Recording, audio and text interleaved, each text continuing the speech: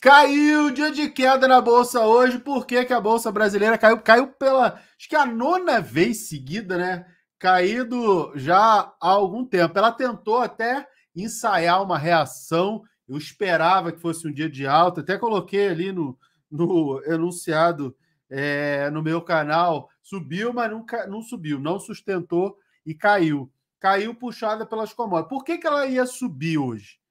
Muitas pichinchas, investidores caçando oportunidades aí. Saiu o dado da inflação hoje, da nossa inflação, do nosso IPCA, que veio um pouquinho acima do esperado, um pouquinho acima do que se imaginava, do que se esperava, porém, o núcleo, né? Porque o que a gente tem? A gente tem ali vários. A composição da inflação ela tem vários indicadores. E aí, dentro desses vários indicadores, tem a parte de serviços. Essa parte de serviços veio melhor do que o esperado. Então, embora o índice de inflação tenha sido maior do que a gente esperava, do que o mercado esperava, assim, a diferença marginal, muito pequena, mas veio um pouquinho maior. O mercado, se não me falha a memória, esperava uma alta de 0,08 e veio 0,12, coisa assim. Bem, bem em linha ali, um pouquinho acima, só que esse núcleo de serviços veio melhor do que se imaginava. A inflação de serviços veio melhor do que se imaginava. E aí, o que acontece? Era natural o Ibovespa reagir positivamente, só que pesou para o nosso Ibovespa commodities, com Petrobras caindo e Vale também caindo, e acabaram puxando, freando aí uma alta do Ibovespa.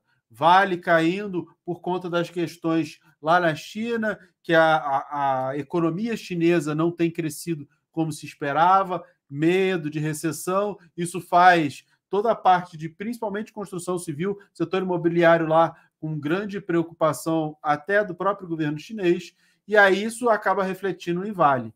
Petrobras, embora o petróleo tenha subido, esteja numa trajetória de alta por redução da oferta, ontem teve evento no Rio de Janeiro, o presidente Lula disse que a Petrobras teve o lançamento do PAC 3, R$ 1 trilhão lá, que a Petrobras vai ser protagonista nisso, investindo, e que ela vai usar parte dos dividendos para fazer esses investimentos, ou seja, ela vai pagar menos dividendos para fazer mais investimentos. E isso é sempre ruim para o investidor. O investidor sempre reage mal a qualquer notícia de qualquer empresa que pretenda reduzir os seus dividendos. Não é só a Petrobras. É só olhar a Itaesa, que a própria direção da empresa falou há meses atrás que existe essa possibilidade de redução dos dividendos. Eu pulei fora, não que eu não gosto da empresa, mas quero fazer ali um trade de valor e um monte de coisas, porque se ela de fato reduzir o dividendo, vai cair o preço da ação. Com o Petrobras vai ser a mesma coisa. De melhor pagador de dividendo do mundo para um dividendo, de repente, até fraco, dividendo de yield baixo, o mercado vai bater no preço da ação, vai pular para outra, né? Vai trocar uma ação que vai passar a pagar um dividendo menor por uma que pague mais. E aí vende-se uma e pula para outra, vai rotacionando a carteira, isso é normal. E aí esse tipo de fala preocupa investidores que preferem vender e pular para outra empresa. E essa queda de Petrobras ajudou na queda do Ibovespa hoje, que ficou ali meio oscilando. A gente também teve bolsas nos Estados Unidos caindo, caindo levemente, como aqui, né?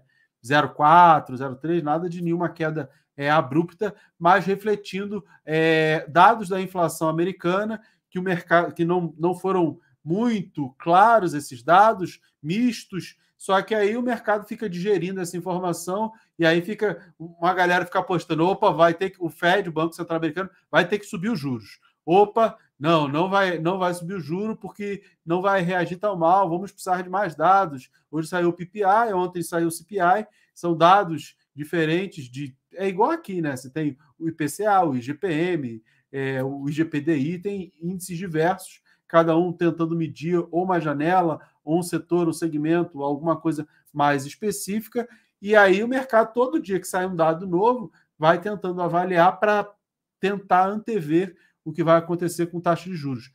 ciclo de taxa de juros, alta e baixa de taxa de juros, é o que de mais importante você pode e deve aprender sobre investimentos. Nada vai ser mais importante.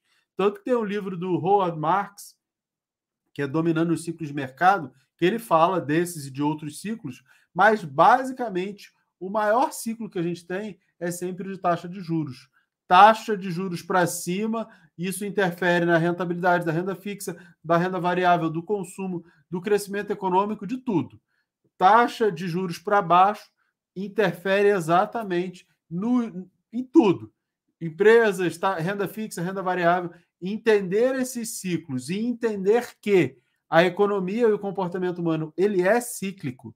Então, sempre teremos taxa subindo para segurar a inflação, e aí depois a taxa caindo para estimular o consumo e também acaba estimulando a inflação. E aí, então, é sempre esse vai e volta, vai e volta, vai e volta. Você nunca vai conseguir ali uma linha muito exata ali, o ponto de equilíbrio perfeito, ele não existe.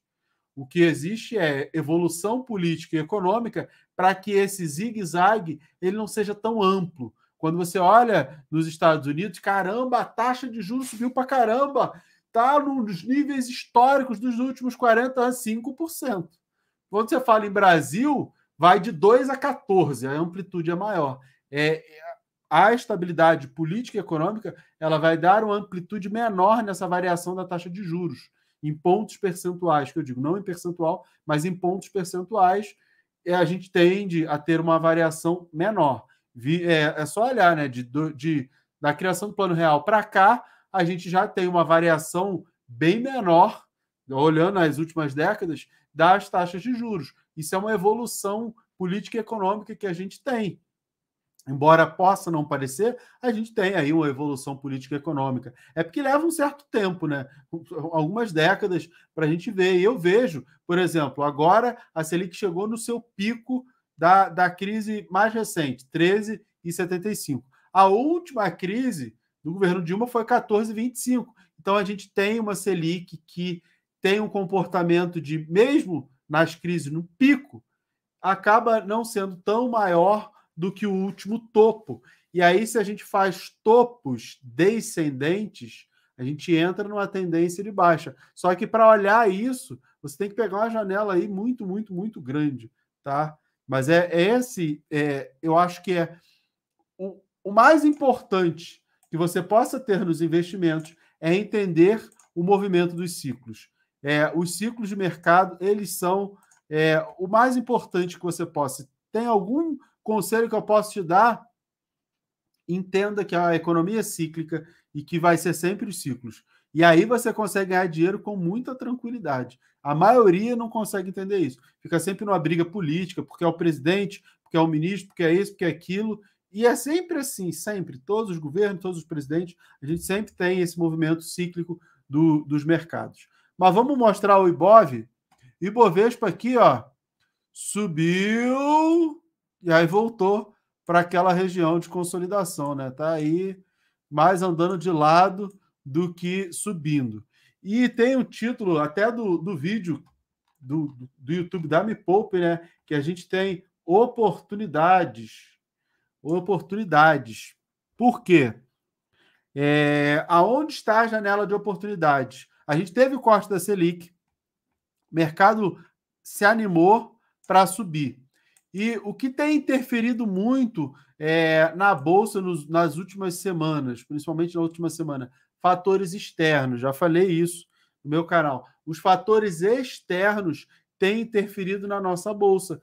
Preocupações com os Estados Unidos, preocupações com China. Quando se dissipar esse movimento, os bons e sólidos resultados das empresas que a gente teve no Brasil, não todas, né? Mas bancos tiveram bons resultados, várias empresas, resultados sólidos, resultados interessantes. O que a gente tem? A gente tem motivos para ver a Bolsa subindo. Então, a Bolsa está caindo por conta de motivos mais externos, e quando isso melhorar, a gente tem mais motivos para ver a nossa Bolsa subir. Aí existe uma janela de oportunidade de ativos que estão começando aquele movimento de recuperação, tá? Então, a gente tem aí, vale a pena garimpar oportunidades, porque elas existem sim. Dolinha, dia de alta para o dólar, ele está naquele lenga-lenga. Trabalhou abaixo do 4,90, mas fechou acima, 4,92, chegou lá no 4,85, mais ou menos, 4,87, acabou fechando lá no 4,92, está no zigue-zague em cima do 4,90, que é a expectativa do Focus para o final do ano, tá? Tá ali embolando. Redução de Selic também dá essa expectativa de um dólar um pouquinho mais alto, porque diminui o prêmio de risco. Já falei isso essa semana também. Redução de prêmio de risco acaba fazendo com que a gente tenha a renda fixa no Brasil seja um pouco menos interessante para o gringo, e aí ele leva o dólar para lá, isso aumenta o preço do dólar aqui, tá? Dá uma olhada em Bitcoin. Bitcoin nessa lenga-lenga, igual a Bolsa Americana lá, sobe, cai, sobe, cai, sobe, cai. Região da média móvel de 72 períodos, como eu já falei para vocês, região dos 29 mil dólares é a região interessante para a compra de Bitcoin, tá? Tá se segurando aqui. Só ano que vem que eu vejo grandes motivos para o Bitcoin valorizar, com o corte de juros, o halving do Bitcoin, eventos na moeda e na economia americana é que me fazem crer numa alta para a moeda, mas só para o ano que vem. Esse ano nada de muito especial, tá? Ethereum também, mesma coisa aí, ainda embolada, sem grandes novidades, média de 72 períodos aí, acaba sendo uma referência. Bitcoin no movimento graficamente mais limpo e melhor, se segurando, se suportando aqui na média de 72 períodos, tá? Dá uma olhada na Petri. Pode botar aí no chat, galera. Eu ia até falar, eu vi vocês falando aqui, a Vanessa falando, like. Se inscreve aí no canal, é importante.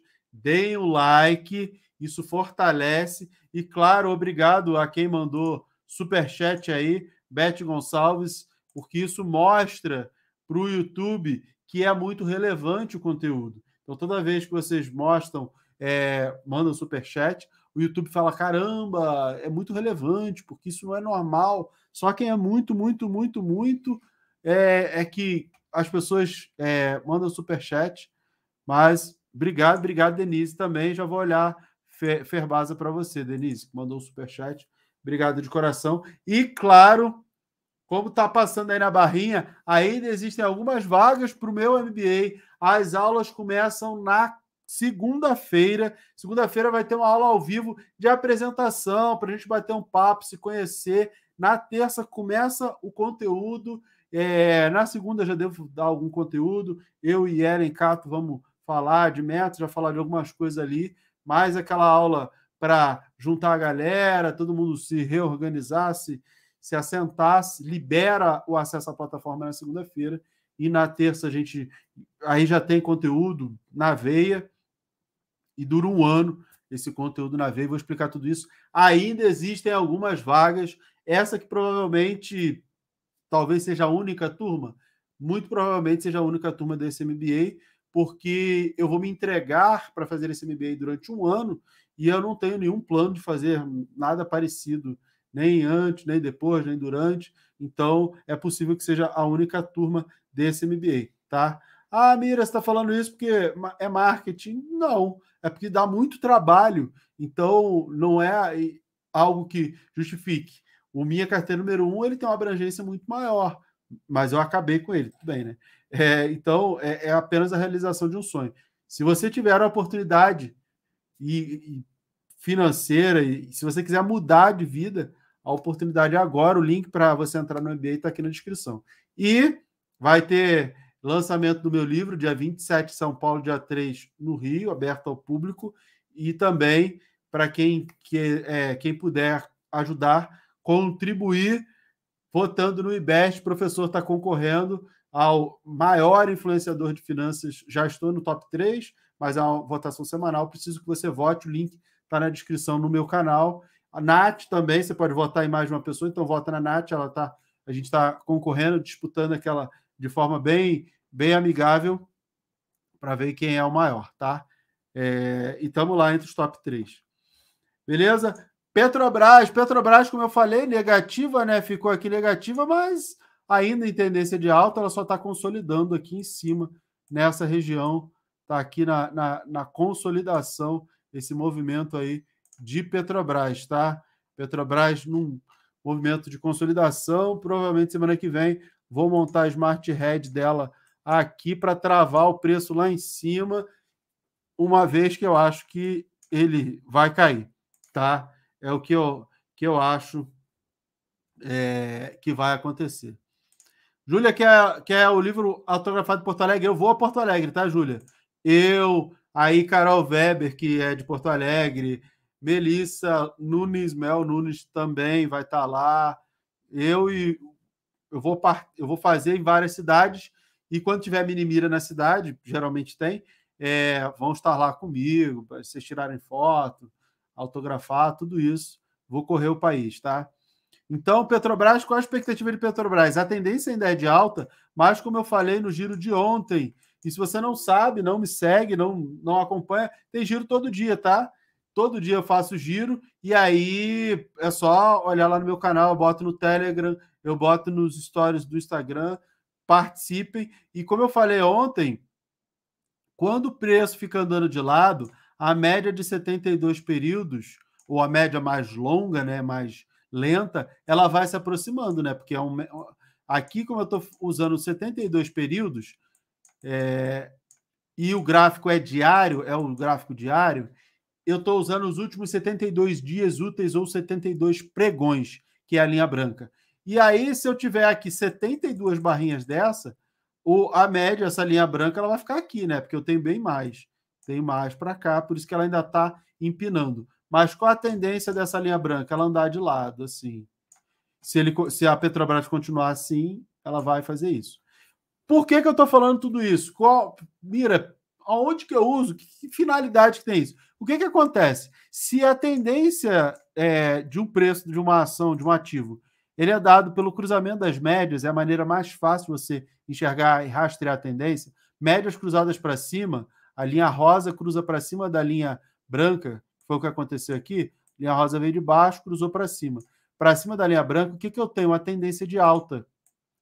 E aí, se eu tenho aqui uma média muito perto da outra, se essa cair, eu vou entrar em tendência de baixa. Por isso que essa média de 72 períodos subindo aqui, ela dá um amparo, ela dá um suporte, ela serve como um colo ali, como um chão, como um colchão para o preço não cair. Mas também fica mais fácil de furar e entrar em tendência de baixa, tá? Vamos ver. A Petrobras tem tendência de alta, mas ela já está lateralizando há mais de 2 meses. Está aqui nesse range, tá? Muita dificuldade para conseguir subir, mesmo com o petróleo subindo. E aí eu estava vendo até alguns analistas falando, e faz total sentido, porque ela tem uma outra política de preço de combustíveis agora. O acumulado da inflação que saiu hoje, isso é importante a gente pensar, o acumulado da inflação que foi divulgada hoje já exclui um pouco da deflação do ano passado, daquela forte deflação que a gente teve por 3 meses, né? Forte porque foram 3 meses seguidos por conta da desoneração dos combustíveis. A gente sabe disso, que era um efeito meio maquiado, né? Mas foi provocado pela desoneração dos combustíveis.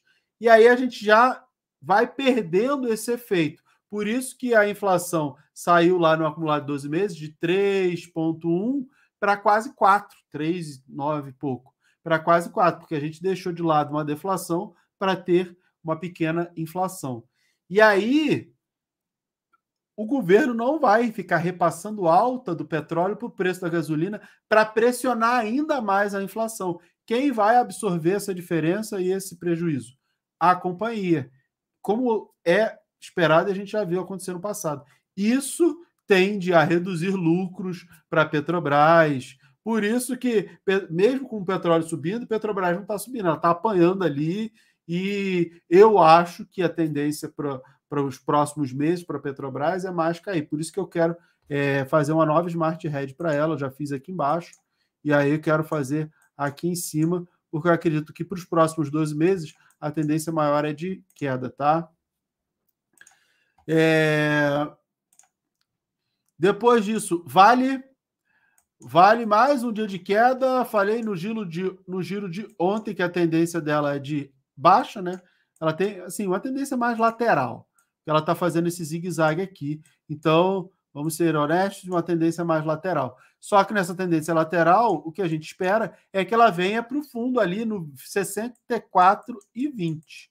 Alvo de Vale é 64,20. Ela fechou hoje no 65,51, né? Então, o que a gente espera é que ela caia até aqui. E aí, caindo, começa a ficar mais interessante para a gente montar nossas estruturas em Vale, porque essa região aqui já foi uma região de suporte lá no ano passado e, mais uma vez, pode ser uma região para o preço segurar. E aí, a partir daqui, dá para montar algumas operações especulativas para 2 meses, 3, 4, 6 meses no máximo, baseado no preço de Vale, tá? É o que a gente provavelmente eu vou montar a partir da semana que vem, porque hoje já é sexta-feira, né? Só dá para fazer as coisas semana que vem. E aí eu acho que cai mais 1, 2 dias aqui. De repente, na terça, a gente faz um giro ao vivo na hora do almoço, ali 1h da tarde, para ver a operação, terça, quarta ou quinta. Vamos ver, tá? YouTube, dia positivo de YouTube lá, levemente positivo, né? Mas segurando aqui sobre a média de 72 períodos, movimento bem interessante para Itaú, tá? Divulgou um resultado bem interessante, forte como sempre, né? Dentro das expectativas, mas sempre um resultado bem positivo. E tá ali contra tudo e contra todos, se segurando na média de 72 períodos, que acaba sendo uma referência interessante para o preço de Itaú, tá? Vamos ver se ele para por aí para tentar algumas operações. Não é o melhor movimento, assim, não é o movimento que eu gosto. Acho que Vale está num ponto que é mais interessante, Bradesco pode ficar mais interessante. Agora, a tendência é de alta, mas eu particularmente não gosto de apostar na alta, e que aqui só dá para apostar na alta, se ela está segurando a média de 72, só dá para pensar em alta. Mas está perto lá do topo histórico, então apostar em alta lá no topo histórico não é o que eu mais gosto de fazer. O que eu gosto de fazer? Eu gosto de apostar em alta quando o ativo está lá embaixo, revertendo de uma tendência de baixa para uma tendência de alta. Porque na minha experiência, na minha estatística e tudo que eu já fiz, já estudei, aqui você tem maior probabilidade de ganho, porque basta o ativo se recuperar só um pouco. Vale, por exemplo, se a Vale cai até aqui embaixo e ela volta até aqui, você já ganhou bastante dinheiro, principalmente como eu vou operar via opções, via derivativos, que é naturalmente alavancado, você consegue ganhar muito mais. Eu não preciso que Vale volte lá para o topo lá dos 90 e poucos reais, não. Eu quero que ela suba 50%. Ela andar um pouquinho. Para Itaú, essa alta aqui é um pouco mais difícil. Por quê? Porque vai bater topo histórico, precisa da economia inteira vir muito bem, um monte de coisa, não só o papel, tá? A sinalização é de alta, mas eu prefiro operações mais fáceis. Itaú não me mostra uma operação tão fácil. Itaúsa está naquele lenga-lenga de sempre, suportada pela média de 72 períodos, mas sempre com muita dificuldade nessa região aqui, historicamente. O que mudou para a Itaúsa? Nada, continua com dificuldade nessa região aqui, ali perto dos R$10, né, dos 9 e pouco, com dificuldade, continua com essa mesma dificuldade aí, Itaúsa, tá? Nada mudou. O que fazer? Eu mandei comprar quando estava aqui, né? Agora a gente espera. A ideia é sempre comprar quando tem momentos mais interessantes. Eu falei para todo mundo, falei, cara, Itaúsa, eu botei no Instagram diversas vezes nas caixinhas. Itaúsa abaixo de R$8, eu compro de olhos fechados. Acima disso, você começa a avaliar. R$10, eu já fico muito preocupado. Por quê? Não preocupado com a ação é excelente. Mas, historicamente, ela tem sofrido muito para romper essa região, o 10,60 principalmente, né? Há quanto tempo que ela não vai no 10,60? Ela foi uma vez, preço corrigido a eventos, dividendos e tudo, e aí depois ficou batendo aqui. Então, graficamente, ela não tem força para ultrapassar. Por isso que, vou comprar Itaúsa? Não, estou pensando mais em proteger minha posição. Só não fiz isso ainda porque ela ainda tem uma tendência de alta, a média 72 pode empurrar ela um pouquinho para cima, só para tentar um preço melhorzinho, mas não vejo assim disposição para ela disparar de subir, não. Isso ela já fez, saiu do 7,80 lá para R$10, já subiu para caramba, né? Subiu, se a gente considerar 7,80, R$8, subir para 10 é quase 30% de alta, é bastante coisa. Banco do Brasil, mesma coisa, corrigindo e aqui indo na média lá de 72 períodos, consolidando por aqui, embora tenha apresentado um excelente balanço, todo o risco estatal pesa sobre o banco e aí acaba andando de ladinho aqui, andando mais de lado o Banco do Brasil. Não vejo trade. Bradesco, vocês me perguntam sempre. Ontem o pessoal perguntou: não, mas já é hora de comprar. Galera, caiu. Tem que fazer um movimento de correção até a média para voltar a cair. É o que eu espero. Hoje era para ele ter subido um pouquinho. Para quê? Para ir aqui em cima tocar na média de 72. Não teve força nem para isso. Já voltou a cair. Expectativa é que ele vá testar aqui o 15,10 para furar o 15,10. Vamos ver na semana que vem se ele fura ou quanto tempo ele demora para cair, reforçando essa ideia de queda. Eu acho que a ação deve se beneficiar nos próximos trimestres com a redução de taxa de juros, por conta do perfil do público do Bradesco, das operações de crédito, perfil de empresas que tomam crédito. Eu acho que elas serão beneficiadas. Isso vai ajudar a Bradesco, mas vai levar um tempo. Então, a compra tem sempre que ser feita por aqui, não é que tem que ser, sempre tem que ser feita no melhor preço, né? Qual é o melhor preço? Essa região ali dos R$13, a partir de 13,70 começa a ficar bem interessante, tá? Entre 13,70 e 12 reais, 12,70, esse range de R$1 entre 13,70 e 12,70 é um range bem interessante de aquisição.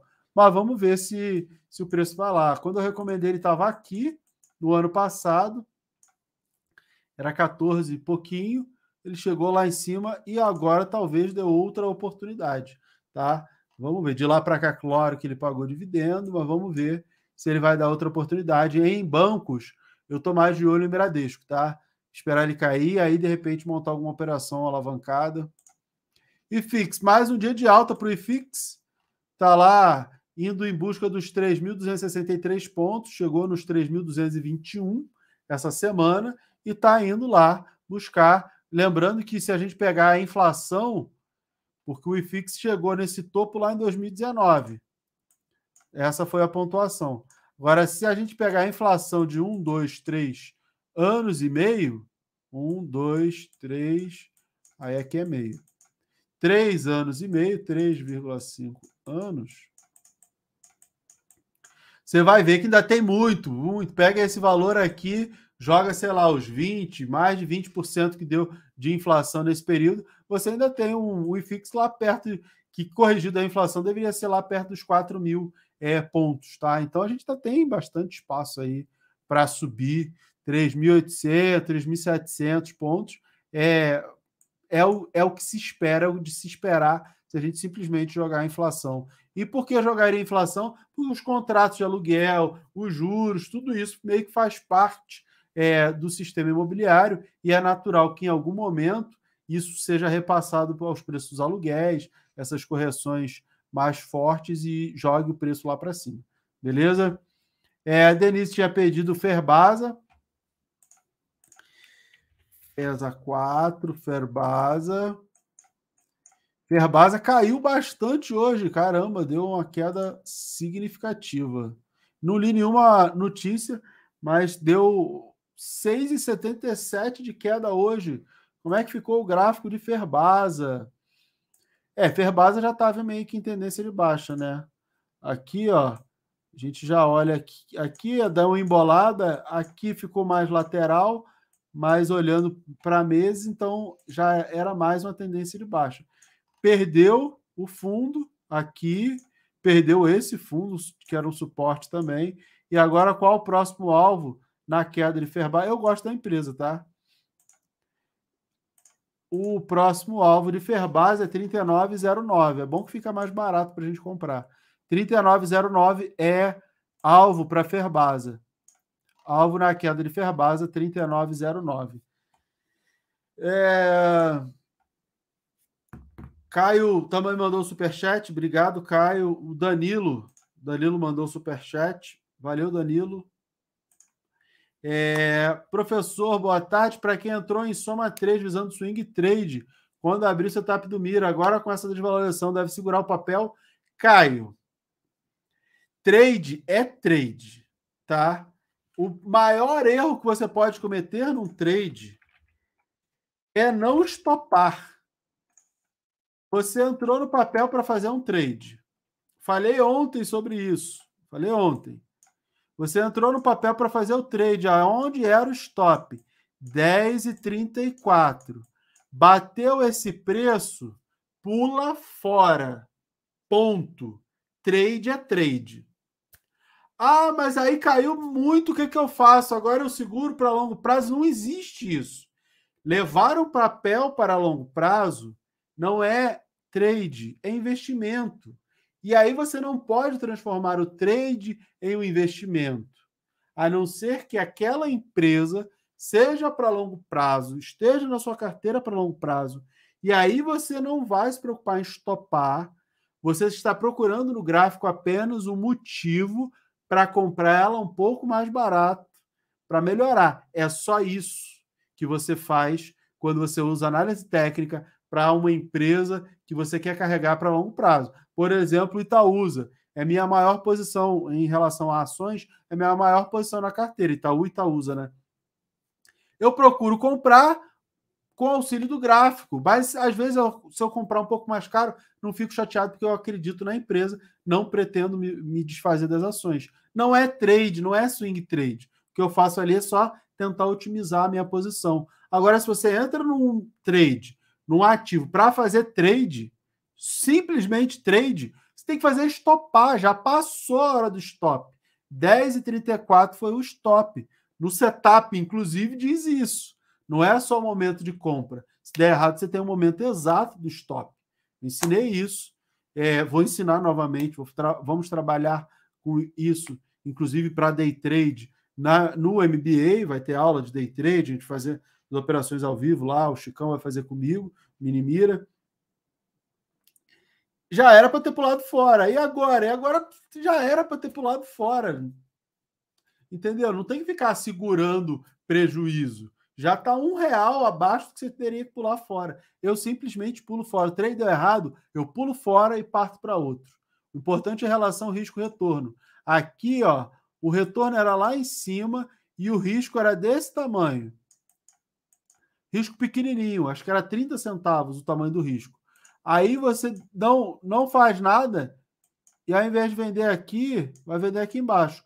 O teu risco, que era desse tamanho, ficou desse tamanho.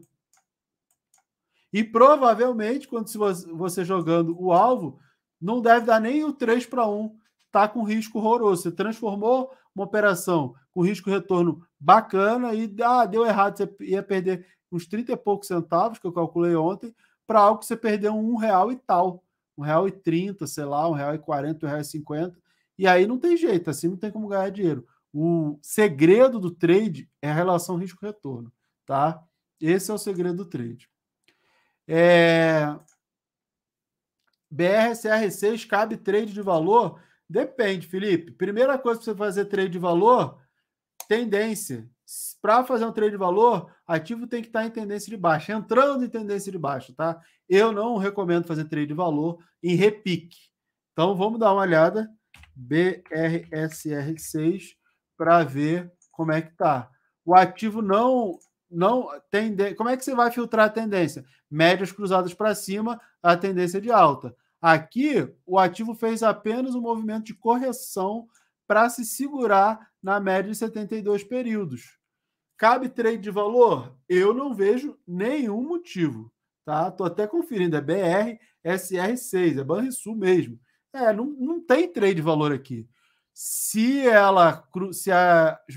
ele passar para baixo da média de 72 períodos, as médias se cruzarem e reverter tendência de alta para a tendência de baixa, aí sim cabe um trade de valor.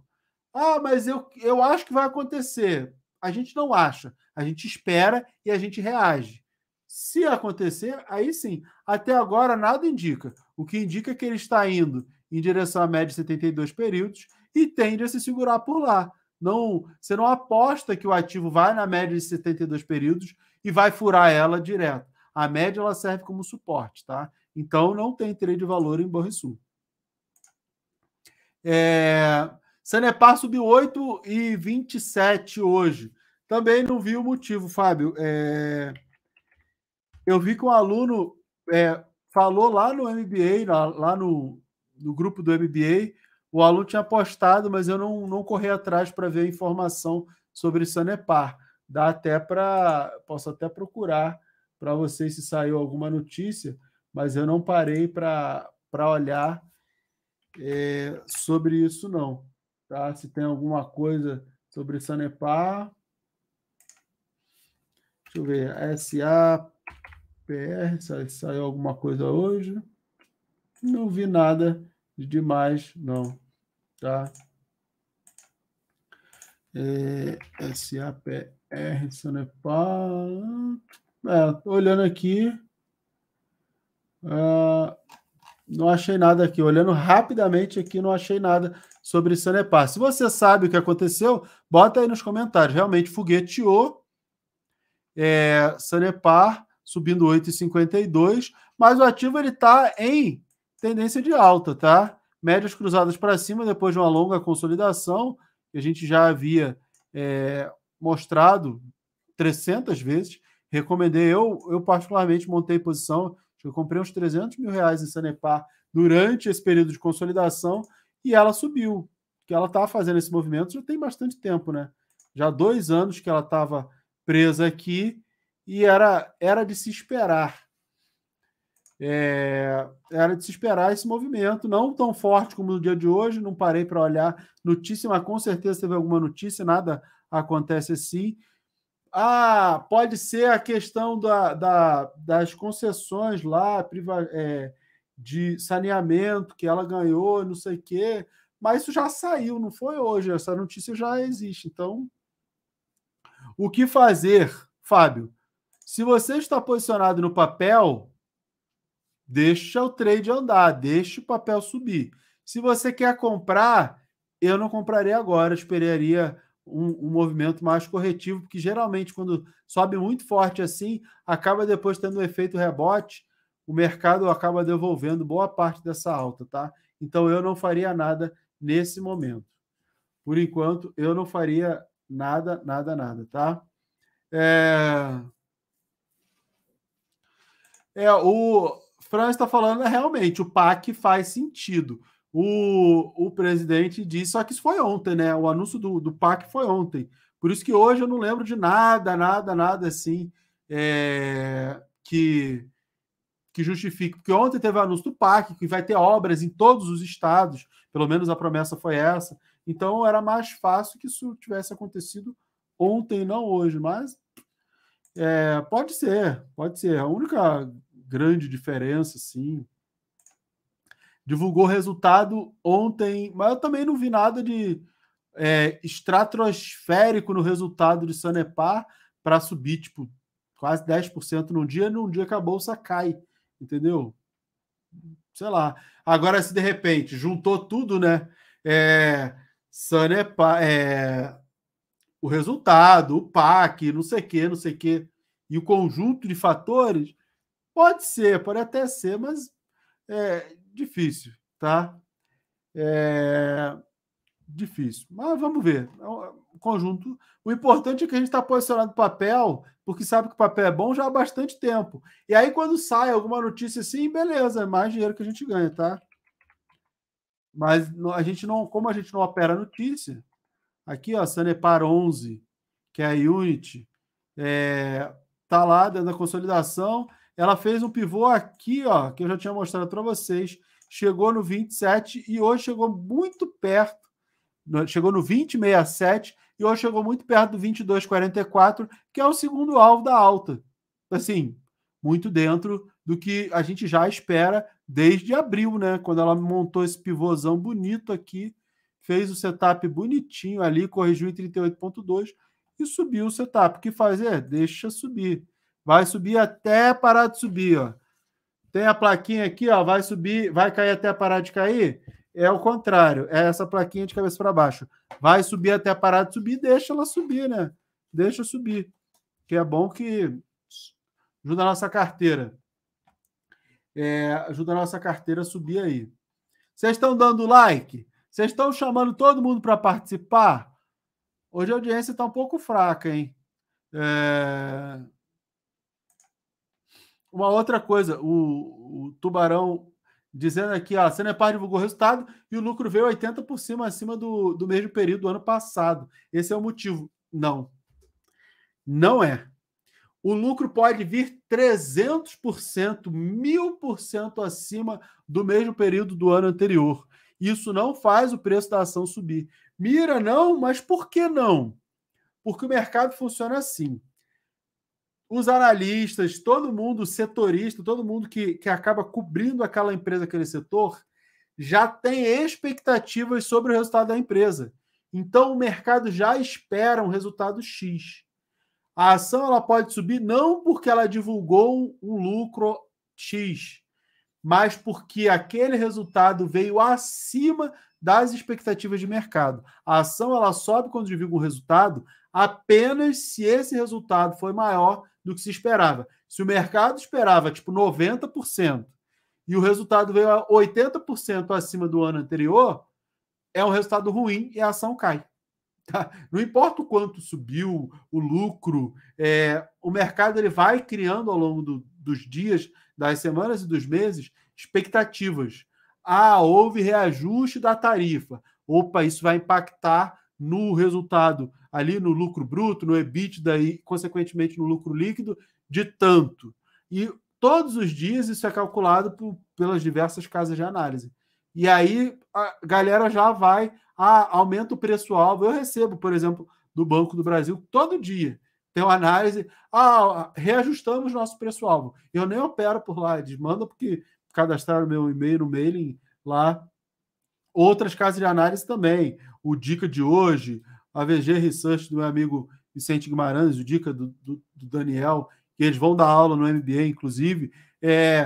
Eu tenho acesso aos serviços, ao Saravale da Sara Invest, meu amigo que também vai dar aula no MBA. Eu tenho acesso ao que o pessoal fala e sempre que sai informação, o preço é ajustado, recomendação de neutra para compra ou para venda, de venda para neutra, como aconteceu com o Petrobras. O BSBB mudou de neutra, de venda para neutra, a recomendação em Petrobras, que foi até uma melhora, mas o preço caiu. Então, a expectativa do mercado, dos analistas, é que faz o preço subir ou cair, e não o resultado em si. Só quando esse resultado ele supera as expectativas. Aí sobe, tá? Sobe. Agora, se ele frustrar, o resultado, o lucro foi 100% acima do ano anterior, mas se o mercado esperava 150% de aumento, a preço da ação cai, tá?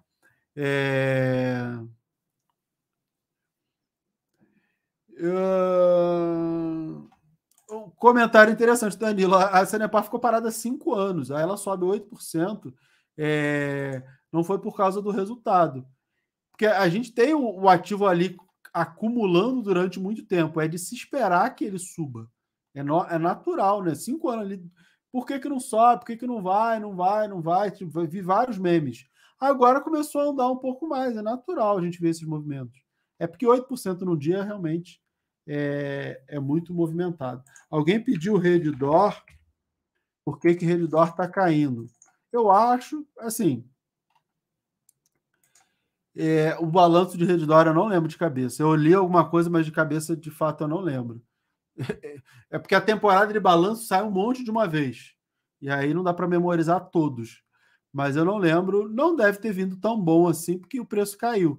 Graficamente, a gente está em tendência de alta e ela está corrigindo na média de 72 períodos. Tem que se segurar por aqui, porque se passar a trabalhar abaixo da média, ela entra em tendência de baixa. Por enquanto, a tendência ainda é de alta e é natural que ela se ampare aqui na média de 72 períodos. Mas se continuar caindo, aí pode reverter tendência de alta para tendência de baixa. Tá? Simpar continua em tendência de alta, as médias tinham se cruzado aqui, corrigiu lá na média de 72, aquilo que eu falo para vocês, a média de 72, ela serve como suporte, como um amparo, jogando o preço para cima. Então é o que a gente espera, é que jogue o preço para cima, natural, normal, isso aqui. E fez isso aqui, e agora ela voltou a subir. Há uns diazinhos está andando de lado, mas tendência de Simpar é para cima, né? Alvo para Simpar, 12,60 é o alvo na alta aqui para Simpar, tá? SAPR, qual é o alvo? Esqueci de olhar aqui para vocês. O alvo de Sanepar, 23,92. Primeiro alvo, 22,40. Aí eu já tinha olhado, é. E depois 23,92 são alvos da alta de Sanepar. SAD 11.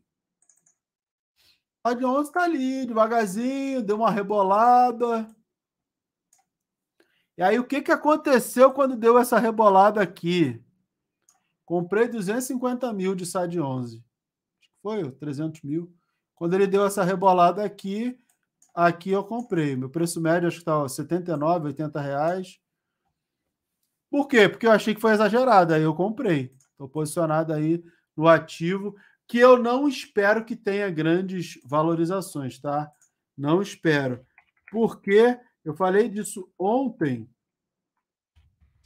Esse é um fundo voltado a CDI, né? Então, como ele é voltado ao CDI e o CDI vai cair, já está caindo, o que eu espero do SAD 11? Que ele tem um movimento um pouco mais lateral, que foi o que aconteceu aqui, né?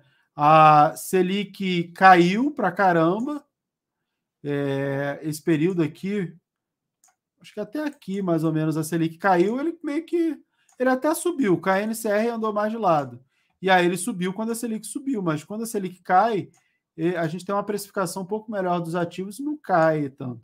Vamos botar aqui no Clube FI, que é de graça, você pode se cadastrar lá. Eu sou um dos donos do Clube FI, comprei um pedaço. Vamos botar aqui, cadê o SAD 11? Vamos botar aqui as informações gerais para ver. O valor patrimonial dele é 95 e ele está 86. Tem um upside, uma possibilidade de alta aí de uns 10%. Então, ainda tem uma possibilidade de alta aí.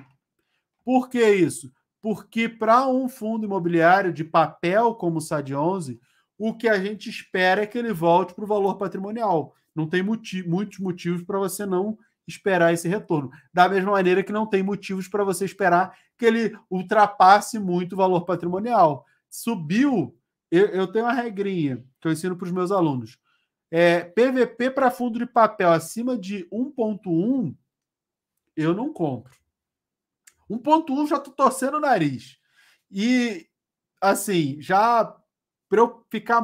Tem que olhar muito e só em momentos de de mercado, assim, de alta euforia, como foi 2019. Aí você acaba pagando um pouquinho mais de ágio do que não vale, porque você não tem outra opção. Mais por isso. Mas, para mim, fundo de papel abaixo de PVP de 1 é uma das primeiras condições para você não pagar caro. E aí tem diversificação, qualidade da gestão, trabalho do gestor e acompanhar melhores gestoras, tudo isso, tá? Então, o SAD 11 ainda tem espaço para subir, mas não é dos melhores fundos em relação ao momento, porque ele é voltado a CDI, tá? Os fundos de papel mais voltados a IPCA, eles vão começar a melhorar aí, porque toda essa parte de deflação está ficando para trás, eles tendem a melhorar um pouquinho o retorno deles, e você tem mais oportunidades em outros fundos de papel do que o SAD 11, tá?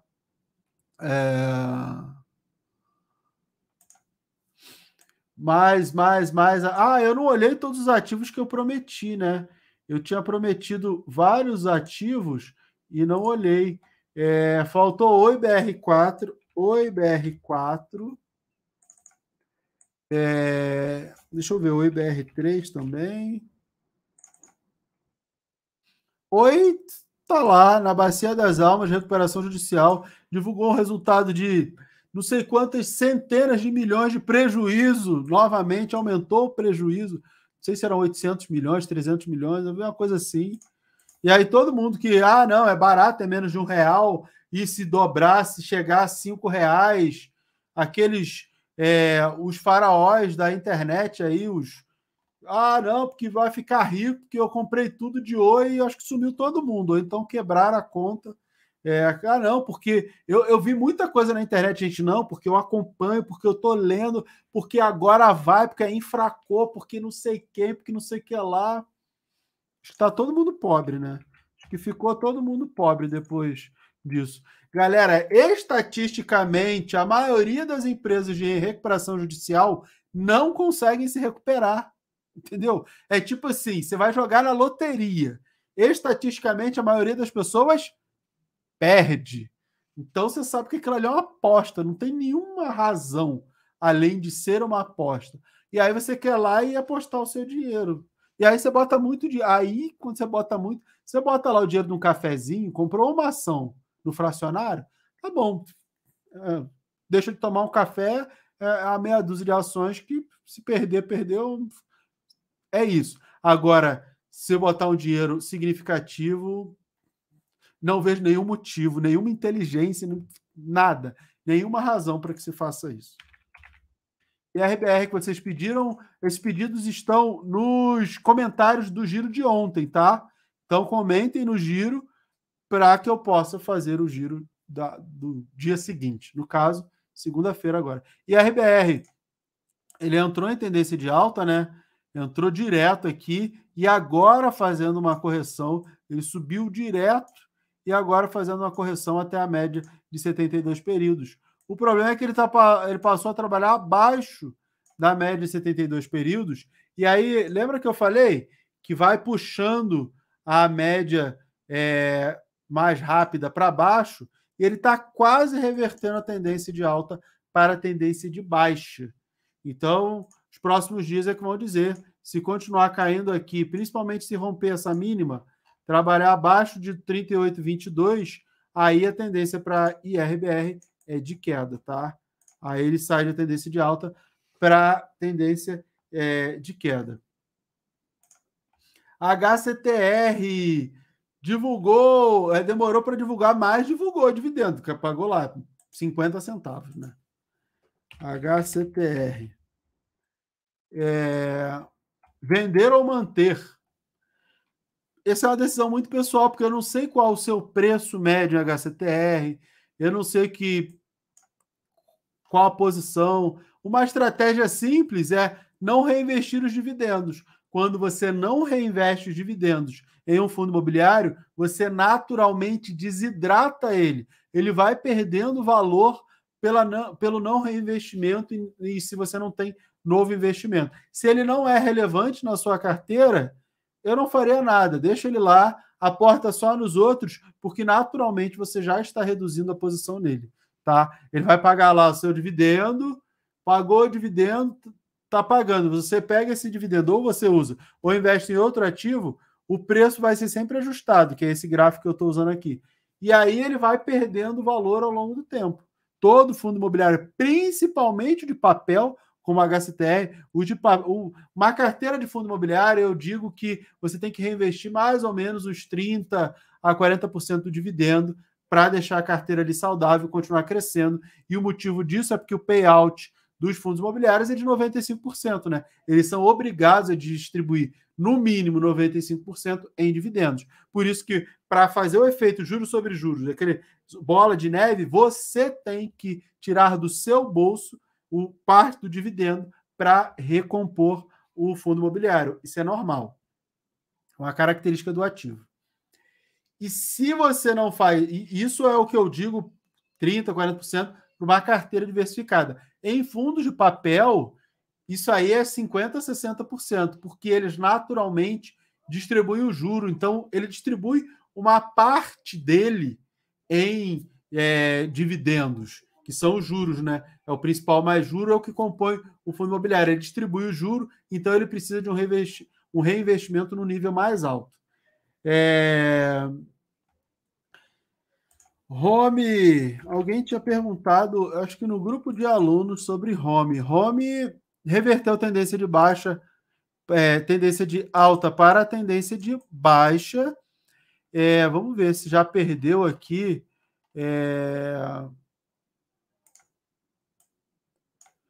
tá rompendo aqui, perdendo esse fundo, pouco a pouco tá brigando para perder esse fundo, e aí depois vai lá nos 11,39, tá? 11,39. Professor, como posso filtrar os fundos de papel de IPCA? Ricardo,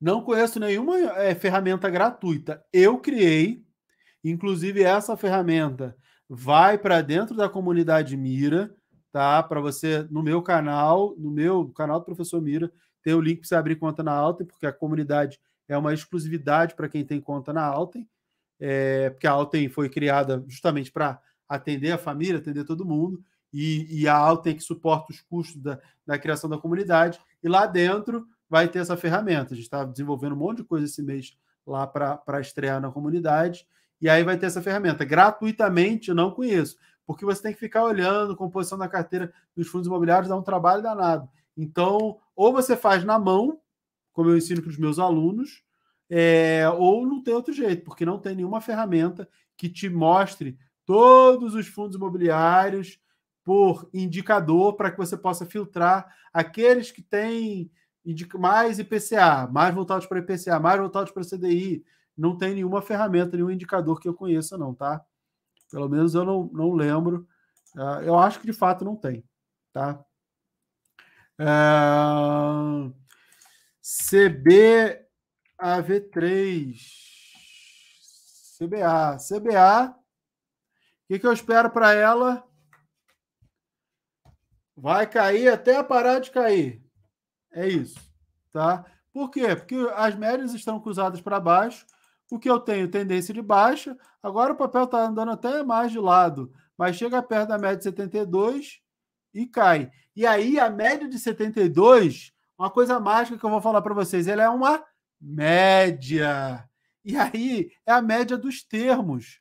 Se o preço cai, a média cai. E a média ela serve como suporte ou como resistência. Se o preço está abaixo da média, ele bate na média e cai. Se ele está acima, ele bate e volta a subir. É o que a gente espera. Por isso que o preço vai caindo, a média vai caindo junto e vai pressionando esse preço para baixo, tá? O que eu espero para esse ativo que continue caindo, tá? Acabei de trocar a Petri por B3, mas estava esperando alto e por hora nada feio na análise. Não, eu acho que é um ativo interessante, B3, tá? B3 SA3 tem grandes expectativas de alta, B3. Por que tem grandes expectativas de alta? Ainda tem bastante espaço para recuperar. Se a gente olhar apenas o topo histórico aqui, ainda tem uns 30% de valorização, que eu acho muito difícil você ter 30% de valorização em Petri. Acho realmente difícil. E a queda da taxa de juros vai fazer o quê? Mais pessoas irem para a Bolsa, gerar mais retorno para a empresa Bolsa de Valores, em corretagem, em taxas, nas emissões, nos IPOs, em tudo que acontece lá. Isso vai aumentar os lucros, vai aumentar os dividendos, vai aumentar o valor da empresa. E, consequentemente, vai aumentar a cotação. Eu não acho uma troca ruim, não. Gosto de B3, setor financeiro, é menos volátil que Petrobras. Se você olhar aqui, ó, cresceu para caramba, a partir de 2016 acelerou com o crescimento da Bolsa, da economia, de tudo, das ações.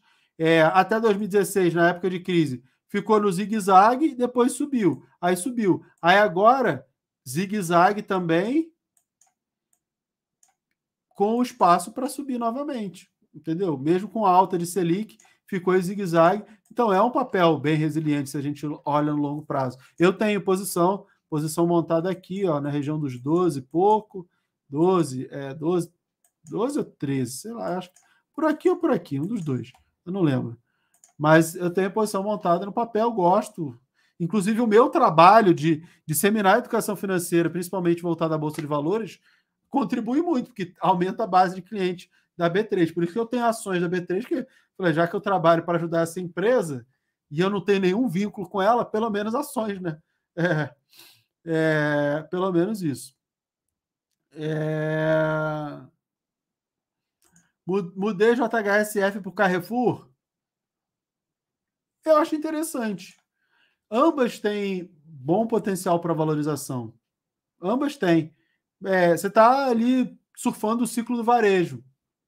Ambas têm. A SB3. Cai. Hoje ela não caiu, né? Será que ela vai parar de cair por aqui? Deixou um martelinho aqui, mas não é uma região clássica de fundo. Tem esse topo aqui para servir de suporte? Tem, mas o fundo mesmo é aqui. Então, vou deixar até marcado esse fundo aqui, o último fundo, para a gente ter como referência 10,01 está 10,90, mas a S podia cair um pouco mais, né? Vamos torcer para ela cair um pouco mais para ficar mais interessante. Aqui em R$10 eu acho interessante a compra de AES, tá? AES eu acho bem interessante a compra. Unip 6. Unip 6. Unipar reverteu a tendência de baixa, que era essa daqui, para uma tendência de alta, as médias cruzaram para cima e está pouco a pouco. Voltou lá na média de 72 períodos, que é uma região interessante de compras para a Unipar, porque a média serve como suporte, como serviu aqui, e agora, mais uma vez, está segurando o preço do papel. Tá? Só não vale comprar se romper a média de 72, furar, por exemplo, segunda-feira, fura a média de 72. Aí tem que esperar, porque ela pode segurar aí e... segurar não, acelerar na queda. Beleza? Galera, 1 hora de giro aí para vocês, não vou mais perturbar, sextou todo mundo, só vou pedir para vocês votarem em mim lá no Prêmio Invest, o link está na descrição do meu vídeo, do meu canal. Claro, se inscrevam, por favor, se inscrevam no meu canal, se inscrevam no canal da Me Poupe, óbvio, claro, vamos fazer os canais crescerem, é muito importante, sei lá, metade da galera que assiste não é inscrito, então se inscrevam, é sempre muito importante. E aproveitem as últimas vagas, vão ser as últimas oportunidades que vocês têm para o MBA. O link está aqui na descrição do vídeo para você fazer parte da primeira e grande turma do Professor Mira, do MBA em Planejamento Financeiro e Análise de Investimentos. Tá bom? Bom final de semana para vocês. Sextou. Até segunda. Beijo, beijo.